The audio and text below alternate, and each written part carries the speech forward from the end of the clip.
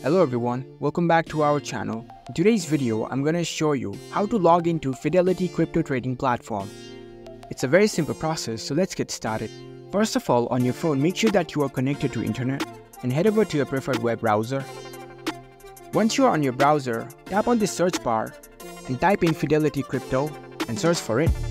In the search results, you'll see the official website of Fidelity Investments. Here at the top of the search list, you can see the fidelity.com website.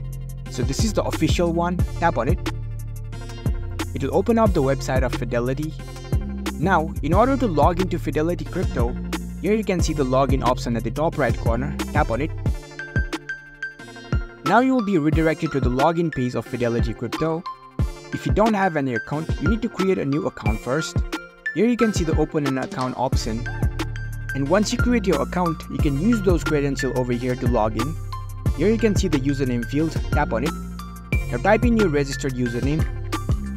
And below that, you can see the password field, tap on it. Now enter your password. And once you enter your credentials, here you can see the login button, tap on it. And you will be logged into your accounts. So that's it. After logging in, you can explore the features of Fidelity Crypto Investments. So that's how you can log into Fidelity Crypto.